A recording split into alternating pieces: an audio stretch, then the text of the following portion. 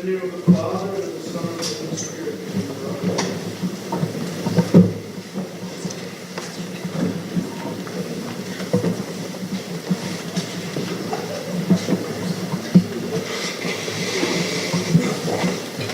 Christ is in our midst.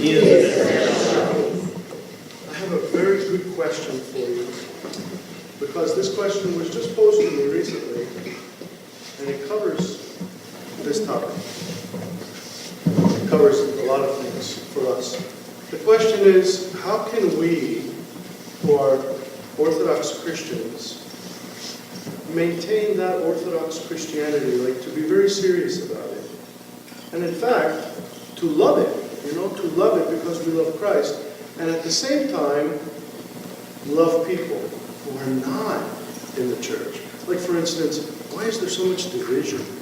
There's division and division and division. And why does that division exist? And what are we going to do about it? What are you and I going to do about it? Is that a great question? That's the question of the ages for us. When you hear a gospel like that, and you realize that moment will come. But that moment comes every moment. That moment is every moment of our life. You are being judged, and you're judging yourself. This is the real kind of mystery of the judgment, is we judge ourselves all the time. Christ simply says, there it is. So, as the moments go by, are we taking advantage of this, realization that here's a teachable moment for me. Here's a salvific moment for me. Here's a life-giving moment for me. What will I do with it? So, go back to the question. So if I'm an Orthodox Christian, if I'm living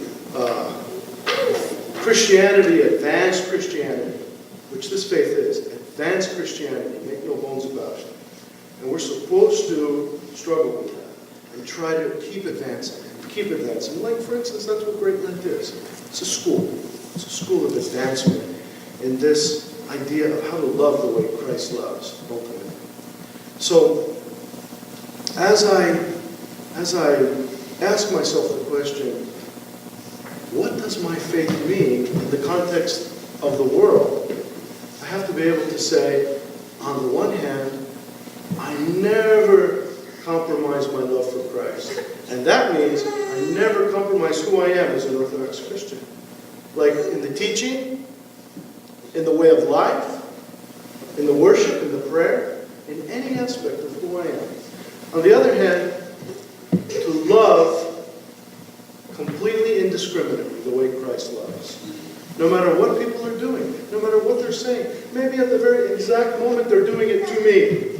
To love them unconditionally the way I love my own family, the way I love my own spouse. To love that one the same exact way. How do I mix the two like that? Is that a great question? That's the question that people are posing and should pose, because therein lies our salvation or not. Most of us, most people in the world for sure, are living according to a certain set of, let's say, preconceived, self-seeking notions. How's that?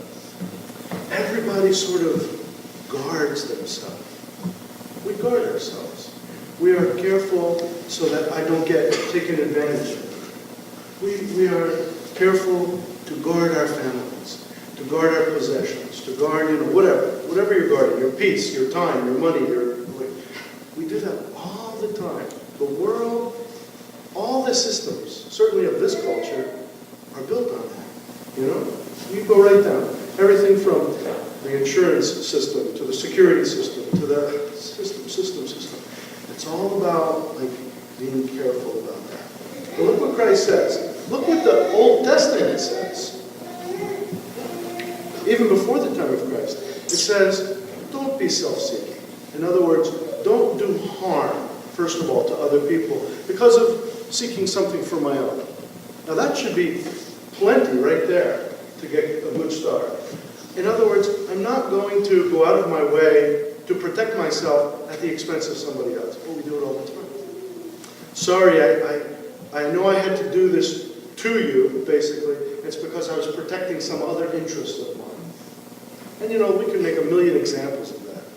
You can make examples of that in your own lives. This week, I had to protect myself, so I sacrificed this other person. So, to first begin the process of getting ready for the judgment is do no harm. Let's not harm one another. And first of all, with my thoughts. How about that? The minute I think like a negative thing, even one little impulse of a negative thing about someone, and embrace it and listen to it and look at it, guess what happens? I hurt them. I already hurt them. Maybe they don't even know about it. How does that fit in with the gospel today? The gospel is way more advanced today than that, for sure. So then what if I say something to someone? Like, say something negative. Or say something negative to somebody about somebody else. Or, do no harm. Our thoughts, our words, or if we do an action that actually affects someone else, harms them somehow. Do you see why this gospel is here on the beginning of the school of great men? Even if, St. Paul says in the epistle, I eat something in front of somebody else, and it scandalizes them, or hurts them, or harms them, I've done them some harm. And we can go into all of that, not only about fasting, but even about tempting with food, and with glutton, and all that whole thing.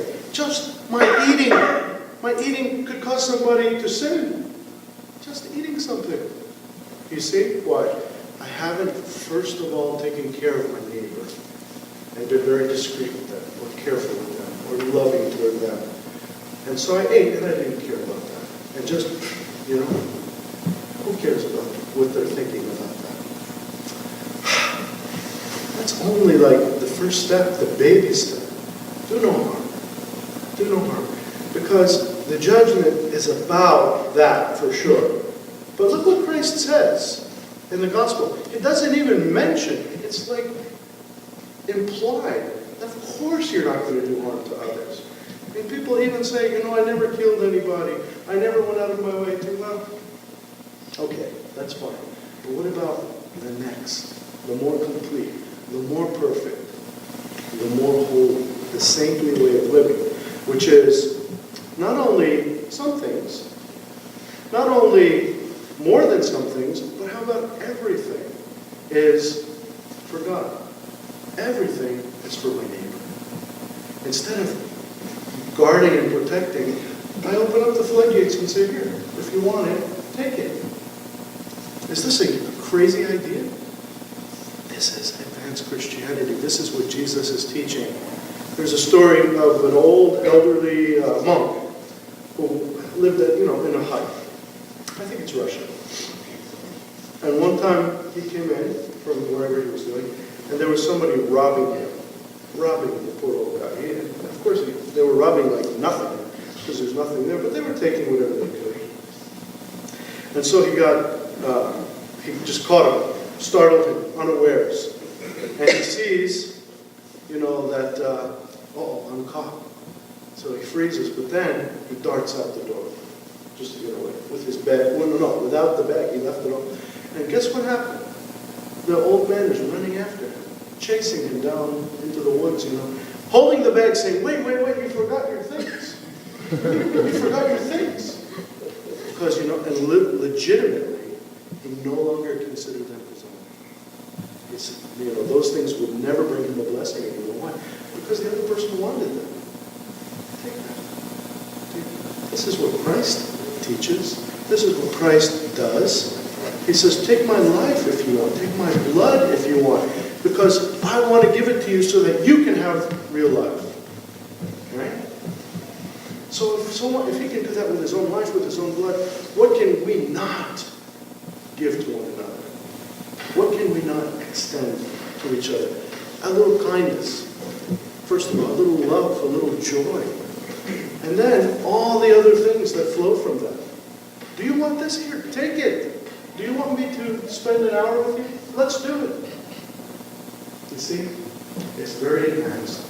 It goes way, way beyond not doing any harm. It's like, now I'm going to live for the other person, right? And it's okay for us to remind each other about that. I think sometimes in the course of, how shall we say, like the cultural realities of 21st century North America, we forget we're too nice. We're too nice about these spiritual things, and we're dying still. Instead of saying, hey, I would like to know you better. I would like to share some time. To force it. To force it a little bit. Why? Because of our love. Not because we want something. Because of our love. And because of the essential ingredient of that love, which is, I care more about your soul than I care about myself. Now, to go back to the original question. So how do I make this faith of mine, this Christianity of mine, jive with everybody around me? You know, with all the division, etc. Well, sometimes, guess what? In this world, there's going to be division. There's division. Christ said it himself. I came to bring a sword. But it's not because he's doing anything active with the sword. It's because just by coming, the lines are drawn. Just by coming, now you have the camps. And here's the insidious part. Not only camps based on things we can't do anything about, like race, you know, like, I don't know, nationality, like male and female, like, you know, all of that. But even worse, now, because of his coming, those who are against him, just by choice, we are anti-Christian, period. Anything to do with Christianity. Okay. So now the question, begs the question, what do I do with that? What do I do with that? I cannot compromise for a minute my love for Christ. So I can't say, it's okay for you to be against Christ. Or antichrist. Antichrist has two meanings, by the way. It means against Christ, or kind of like the one that gets slipped in here in this culture, instead of Christ.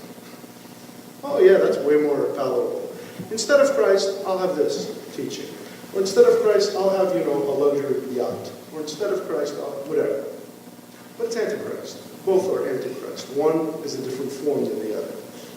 So what do I do with that? I can't compromise that. And yet, those very people, the ones who need Christ the most, because of my love for him, have to experience from me inspired love, sacrificial love, joyful love. A love which is kind of reaching beyond all of these divisions.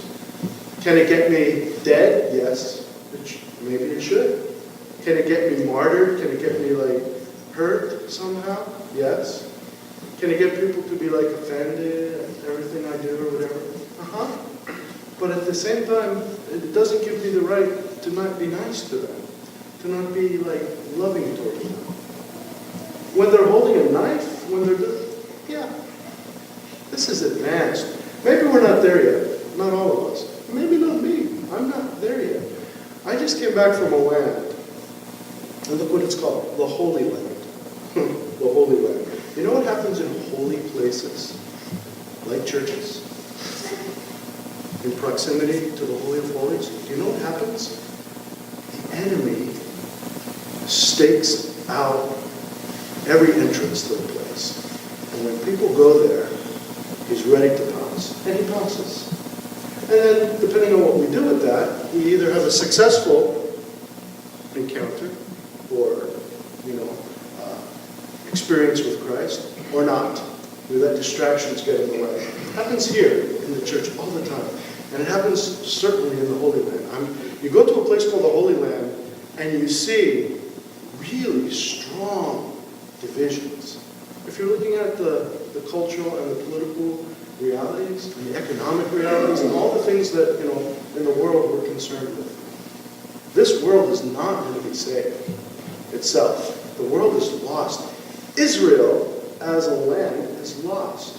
When we say Holy Land, we mean the land where Christ came to sanctify all lands and all realities in this life. So when you go to the Holy Land, we have to be ready for a warfare.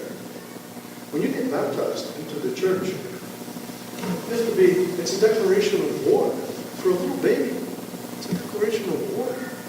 So I have to be able to somehow realize that in total love for everybody who disagrees with that 100%. Advanced Christianity. Because in a place like the Holy Land, you won't see the place where Christ rose from the dead. You won't experience fully the place where he was crucified and all the other events in his life that we were able to visit in 1 week's time, right? Without also combating some very strong forces arrayed against us. To some small degree, you're doing that right now. You're doing that as you sit in the presence of Christ here, and the enemy's going one by one and trying to push the buttons that will make each of us react against Christ, or react instead of Christ. Something instead of Christ. You see? That's how subtle he is, that's how filthy he is. And it happens even in our families. And it happens even among people, who love each other in the community, right? So, what's the strategy, if you will? Christ just gave it in the gospel. Do everything for everybody that you would never think of doing before in a million years. Sometimes that's your own people in your family, for sure. Instead of operating so self-interested like we always do. And sometimes it's for strangers, people who are in the jail, people who are in the hospital, people who are in the nursing home, people who are dying on the streets, whatever. You find a way. There's a million ways to do that. And it doesn't have to be like a big splash. But it does have to be because of Christ and because of who I am in Christ. Otherwise, it's another self-interested thing that I'm doing. I'm going to help the poor. Why? Because it makes me feel good. No. That's sinful. Yeah? That's sinful. I'm going to help the poor because it's my life to do that. It's my love to do that. I embrace that with all my being. Why? Because I have no other meaning and no other purpose in this life. To do all those things outside of myself. Right? If I'm doing anything because of myself, something else needs to be cleaned up. That's it. That's the joy of living the Christian life. So when I say we have a lot of work to do in the world, we're never going to save the whole world, but we have to pluck some souls out of this world. More and more. My gosh, even here, we have to keep plucking our souls because the enemy wants to keep ripping us apart, ripping us away from each other, from him, from our master. Don't let him do it. Don't let him do you any harm because he's the one trying to do all the harm. So if you can, again, a recap, to eliminate that possibility completely. I will never listen to the voice that asks me to do harm. It requires a reorientation. It requires, I have to live now, not for myself, number one.